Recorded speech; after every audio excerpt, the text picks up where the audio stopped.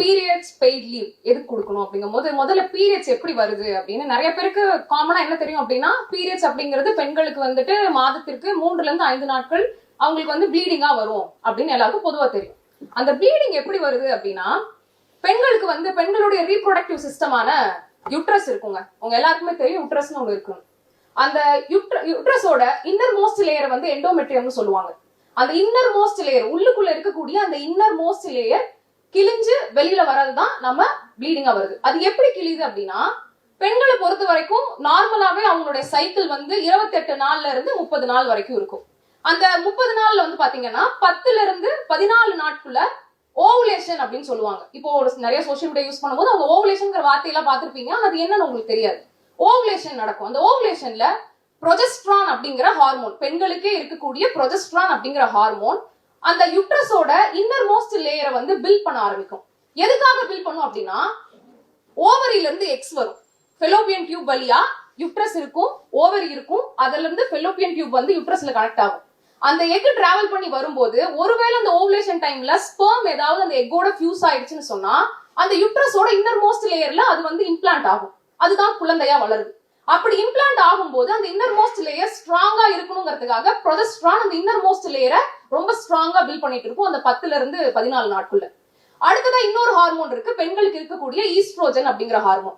அந்த ஈஸ்ட்ரோஜனோட வேலை என்னன்னா அந்த இன்னர் மோஸ்ட் லேயரை இன்னும் ஸ்ட்ராங்கா பில்ட் பண்ணும். குழந்தை ஒருவேளை தங்கிருச்சுன்னு சொன்னா அதை ஹெல்த்தியா வளர்த்தெடுக்கிறதுக்காக அந்த இன்னர் மோஸ்ட் லேயரை ரொம்ப ஸ்ட்ராங்கா பில்ட் பண்றதுக்கான வேலை ஈஸ்ட்ரோஜன் செய்யும். ஒருவேளை இதற்கு மாறாக இருக்கக்கூடிய எக்கோட எந்த ஒரு ஸ்பெர்மே ஃபியூஸ் ஆகல, அந்த யுட்ரஸ்ல வந்து அந்த இன்னர் மோஸ்ட் லேயர்ல எதுவுமே வந்து இம்ப்ளான்ட் ஆகலங்கிற போது ஈஸ்ட்ரோஜன் அப்படியே ரிவர்ஸா வேலையை பார்க்க ஆரம்பிக்கும். என்ன பண்ணும் அப்படின்னா அந்த இன்னர் மோஸ்ட் லேயரை பில்ட் பண்ணாம கிழிக்க ஆரம்பிக்கும். அதாவது அதை ஸ்ட்ரெடன் பண்ணும், அழிச்சிரும். அப்படி அழிக்கும் போதுதான் அந்த இன்னர் மோஸ்ட் லேயர் அந்த உதிரமா ப்ளீடிங்கா வெளியில வருது. எல்லாருக்குமே இப்போ ஒரு கேள்வி இருக்கும், அந்த இன்னர் மோஸ்ட் லேயர் தானே கிழிஞ்சு வருது, ஏன் பிளட்டா வெளியில வருது அப்படின்னா அது முழுக்க பிளட் வெசல்ஸ். ஒருவேளை குழந்தை உருவாகுதுன்னு சொன்னா அந்த குழந்தைக்கான பிளட் வெசல்ஸ் அந்த இன்னர் மோஸ்ட் லேயர் தான். உருவாகாத பட்சத்துல அது கிழிஞ்சு வெளியில வருது. சோ இப்போ நான் சொல்லும் போதே உங்களுக்கு தெரிஞ்சிருக்கும் பீரியட்ஸ் அப்போ எந்த அளவுக்கு பெயின் இருக்கும் அப்படின்னு. இதனாலதான் பெண்கள் அவங்களுடைய மாதவிடாய் காலத்துல மிக கடுமையான அப்டாமினல் பெயினுக்கு உள்ளாகுறாங்க. இப்போ அந்த மென்ஸ்ட்ரேஷன் டைம்ல ஏன் லீவ் கொடுக்கணும் அப்படின்னு வரும். அதுக்கு வந்து புவனேஸ்வர்ல வந்து KIT ஸ்கூல் ஆஃப் மேனேஜ்மெண்ட்னு ஒரு கல்லூரி இருக்கு. அந்த கல்லூரி ஒரு டேட்டா கலெக்ட் பண்றாங்க. ஒரு அரங்கம் முழுக்க 100 உழைக்கும் மகளிர் 100 உழைக்கும் ஆண்களை வச்சு ஒரு டேட்டா கலெக்ட் பண்றாங்க. அதுல அவங்க எல்லார்கிட்டயும் அவங்க கேட்கிற முதல் கேள்வி என்ன அப்படின்னா பெண்கள் மாதவிடாய் காலத்துல பெண்களுக்கு வந்து அவங்களுடைய வேலைகள்ல தடை ஏற்படுமா, ஒர்க் பிளேஸ்ல அவங்களுடைய பணிகள்ல தடை ஏற்படுமா மாதவிடாய் காலத்துலன்னு ஒரு கேள்வி கேட்கிறாங்க. அதுக்கு 60% பெண்களும் 50% ஆண்களும் ஆமா பீரியட்ஸ் டைம்ல பெண்களுடைய வேலை பணிகள்ல வந்து இடையூறு ஏற்படும் அப்படின்னு சொல்றாங்க. ரெண்டாவது கேள்வி என்ன கேக்குறாங்க அப்படின்னா இந்த பீரியட்ஸ் டைம்ல அவங்களுக்கு லீவ் கொடுக்கலாமா அப்படின்னு கேக்குறாங்க. அதுக்கு 60% பெண்களும் 80% ஆண்களும் கொடுக்கலாம் அப்படின்னு சொல்றாங்க. மூணாவது கேள்வி என்ன கேக்குறாங்க அப்படின்னா அந்த லீவை பெய்டு லீவா கொடுக்கலாமா, ஊதியத்துடன் கூடிய விடுமுறையா கொடுக்கலாமான்னு மூணாவது கேள்வி கேக்குறாங்க. அதுக்கு 90% பெண்களும் 100% ஆண்களும் கொடுக்கலாம் அப்படின்னு சொல்றாங்க. நான்காவது ஒரு கேள்வி கேட்கிறாங்க, இப்படி பீரியட் பெய்ட் லீவ் கொடுத்தோம்னா அது மென்னுக்கு அன்ஃபேரா அமையுமா, ஆண்களுக்கான அநீதியாக இது இருக்குமா அப்படின்னு கேட்டா அதற்கு 70% பெண்களும் 96% ஆண்களும் இல்ல அநீதியா இருக்காது அப்படின்னு சொல்றாங்க. இதுல நம்ம நோட் பண்ண வேண்டியது என்ன அப்படின்னா 23.3% பெண்கள் அநீதி இழைக்கும் அப்படின்னு சொல்றாங்க, 4% ஆண்கள் அநீதி இழைக்கும்னு சொல்றாங்க. இந்த கேள்விக்கான பதில நம்ம பின்னாடி பார்ப்போம். 20ஆம் நூற்றாண்டு வரைக்குமே உழைக்கும் மகளிருக்கு எண்ணற்ற வகையில ஏற்றத்தாழ்வுகள் இருந்துகிட்டே தான் இருந்துச்சு. 21ஆம் நூற்றாண்டுக்கு பிறகுதான் விமன் சென்ட்ரிக் பாலிசிஸ், அதாவது பெண்களுடைய வாழ்வாதாரம் சார்ந்து அவங்களுடைய வெல்ஃபேர் சார்ந்து அவங்களை அப்லிஃப்ட் பண்ற மாதிரி விமன் சென்ட்ரிக் பாலிசிஸ 21st செஞ்சுரியில இருந்து தான் இந்த வேர்ல்ட் அடாப்ட் பண்ண ஆரம்பிக்கிறாங்க. அப்படி பார்க்கும்போது முதல்ல அதை அடாப்ட் பண்ணது யூரோப் தான். யூரோப்பை தொடர்ந்து தான் நிறைய கண்ட்ரிஸ் வந்து பெண்கள் நலன் சார்ந்த திட்டங்களை இயற்றிட்டு இருக்காங்க. அப்படி பார்க்கும்போது ஹையர் இன்கம், அதாவது ஜிடிபி பர் கேபிட்டா அதிகப்படியாக இருக்கக்கூடிய நாடுகள் like US, UK, Germany, France, Canada போன்ற நாடுகள் எல்லாம் அவங்க கிட்ட தான் ஹையஸ்ட் ஜிடிபி பர் கேபிட்டா இருக்கு. ஆனா அவங்க எல்லாம் வந்து பீரியட்ஸ் பெய்ட் லீவ் கொடுக்கறது கிடையாது. ஆனா ஜிடிபி பர் கேபிட்டா குறைவாக இருக்கக்கூடிய நாடுகள் லைக் இந்தோனேஷியா, வியட்நாம், ஜாம்பியா போன்ற நாடுகள்லாம் பீரியட்ஸ் பெய்ட் லீவ் கொடுக்கறாங்க. அப்படி பார்க்கும்போது ஜிடிபி குறைவாக இருக்கக்கூடிய நாடுகள்ல இந்தியாவும் ஒண்ணுதான். இந்தியா போன்ற ஆணாதிக்க சமூகத்துல 21ஆம் நூற்றாண்டுக்கு பிறகு விமன் சென்ட்ரிக் பாலிசிஸ் கொண்டு வர ஆரம்பிச்சிட்டாங்க. நம்ம இந்தியாவிலே வந்து பாத்தீங்கன்னா பெண்கள் சார்ந்து, பெண்களோட நலன் சார்ந்து எண்ணற்ற திட்டங்கள், எண்ணற்ற சட்டங்கள் நடைமுறையில இருக்கு. இருந்தாலுமே தொடர்ந்து இந்திய அரசாங்கம் நெக்லெக்ட் பண்ணிக்கிட்டே இருக்கிற ஒரு விஷயம்னா அது இந்த பெய்டு பீரியட் லீவ் தான். இந்தியாவில இப்போ பெய்டு பீரியட் லீவே கிடையாது அப்படின்னு கேட்டா, இந்தியாவிலேயே முதல் மாநிலமாக 1992ல ஒரு மாநிலம் மாதத்திற்கு 2 நாட்கள் ஊதியத்துடன் கூடிய விடுப்பு எடுத்துக்கலாம் பெண்கள், அவங்களுடைய மென்ஸ்ட்ரேஷன் டைம்ல எடுத்துக்கலாம்னு சொல்றாங்க. அது எந்த மாநிலமா இருக்கும்னு யாராவது கெஸ் பண்ண முடியுமா? இந்தியாவிலேயே முதல் மாநிலம் எந்த மாநிலம் முதல்ல பெண்களுக்கு ஊதியத்துடன் கூடிய மாதவிடாய் விடுப்பு கொடுத்தாங்க? நீங்க பேசக்கூடாது, ஸ்டேஜ்ல இருக்கவங்க பேசவே கூடாது, ஆடியன்ஸ் தான் பேசணும். கேரளா இல்ல, கேரளா ரீசெண்டா தான். கிடையாது. பீகார். எங்க யார் சொன்னது? நிறைய இடத்துல கேட்டுச்சு. வாழ்த்துக்கள். பீகார் தான். ஒரு 2 வருஷத்துக்கு முன்னாடி பீகார்ல பெகுசாராய்னு ஒரு டவுன், அதுல வந்து எங்க ஆல் இந்தியா ஸ்டூடெண்ட் ஃபெடரேஷனுடைய நேஷனல் கான்ஃபரன்ஸ் நடந்துச்சு.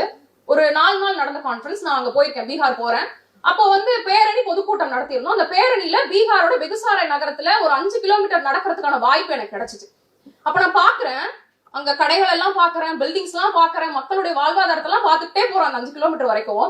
அப்ப நான் என்னுடைய தோழர்கிட்ட, பக்கத்துல இருக்க சக தோழர்கிட்ட நான் சொல்றேன், பீகார் எவ்வளவு தமிழ்நாட்டை விட கிட்டத்தட்ட ஒரு 30 வருஷம் பீகார் பின்தங்கி இருக்குல்ல அப்படின்னு பரிதாபமா நான் சொல்றேன்.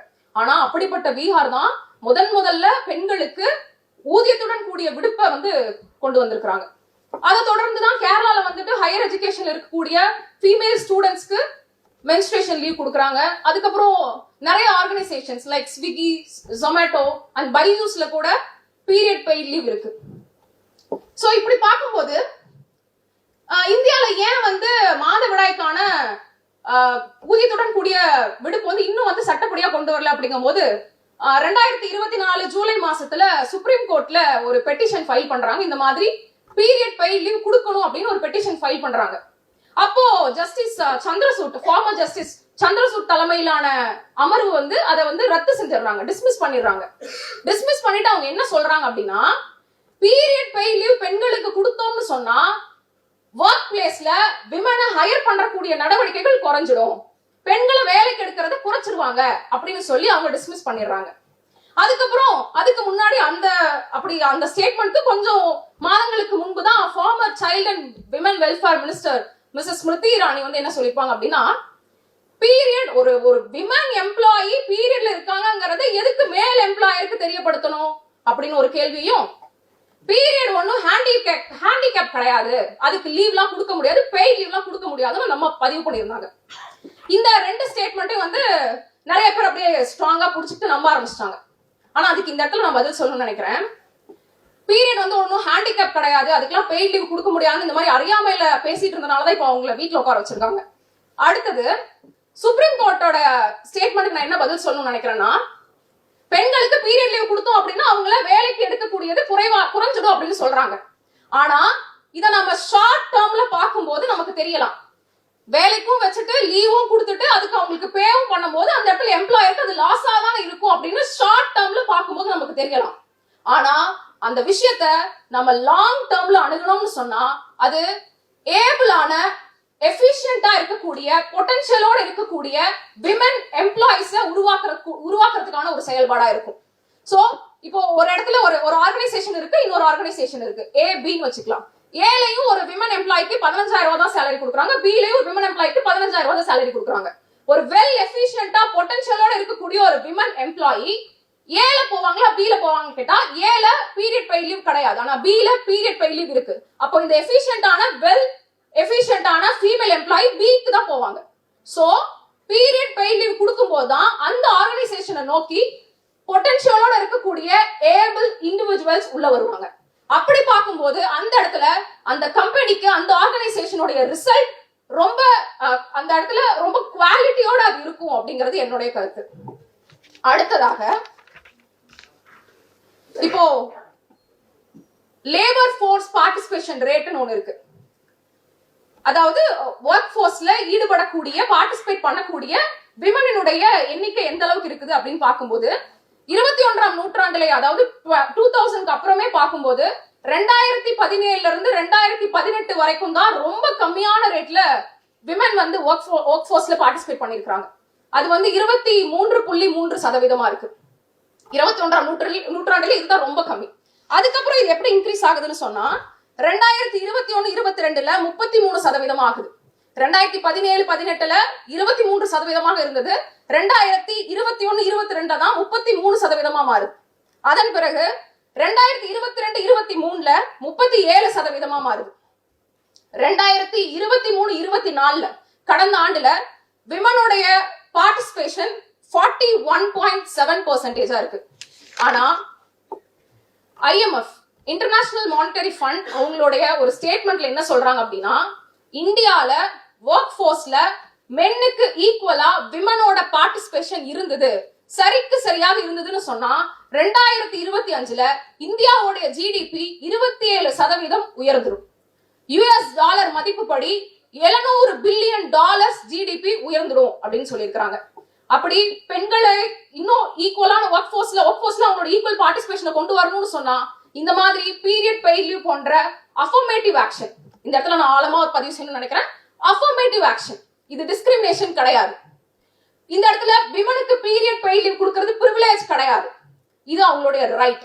சோ இது ஒரு அஃபர்மேட்டிவ் ஆக்ஷன். இதனால எந்த ஒரு டிஸ்கிரிமினேஷனும் ஆண்களுக்கு நடக்க போறது கிடையாது. இறுதியா ஒண்ணு மட்டும் சொல்லி நிறைவு செய்யணும்னு நினைக்கிறேன். இந்தியாவோட ஒட்டுமொத்த ஜிடிபில அதிகப்படியா கான்ட்ரிபியூட் பண்றது மகாராஷ்டிரா ஃபர்ஸ்ட், ரெண்டாவது தமிழ்நாடு. ஆனா சமூக நீதி தளத்துல இந்தியாவிலேயே எந்த மாநிலம் தலை சிறந்து விளங்குதுன்னு சொன்னா அது தமிழ்நாடு தான். ஏன் தமிழ்நாட்டுல மட்டும் அது இருக்குதுன்னு சொன்னா தமிழ்நாட்டுல தான் இன்க்ளூசிவ் டெவலப்மெண்ட் இருக்கு, எல்லாரையும் உள்ளடக்கிய வளர்ச்சி. நீங்க எந்த சமூகமா இருக்கலாம், எந்த மதத்தை சார்ந்தவரா இருக்கலாம், சாதியை சார்ந்தவரா இருக்கலாம், எந்த இனத்தை சார்ந்தவரா இருக்கலாம், எந்த பாலினத்தை சார்ந்தவரா இருக்கலாம், எல்லோரையும் உள்ளடக்கிய வளர்ச்சி அப்படிங்கிறது தமிழ்நாட்டுல மட்டும்தான் இருக்கு. அப்படி உதாரணமா இருக்கக்கூடிய தமிழ்நாட்டுல இன்னமும் பீரியட்ஸ் பெய்ட் லீவ் வரல, பீரியட்ஸ் பெய்ட் லீவ் அமல்படுத்தப்படலங்கிறது ஒரு வருத்தத்திற்குரிய ஒரு விஷயமா தான் இருக்கு. சோ இந்த இடத்துல அக்னி சிறகுகளுடைய மேடையை பயன்படுத்திக்கிட்டு தமிழ்நாடு அரசுக்கு நான் வைக்கக்கூடிய கோரிக்கை என்ன அப்படின்னா, உழைக்கும் மகளிருக்கு மாதம் குறைந்தது 2-3 நாள் ஊதியத்துடன் கூடிய விடுப்பு அறிவிக்கப்பட வேண்டும், அது சட்டமாக அமல்படுத்தப்பட வேண்டும்.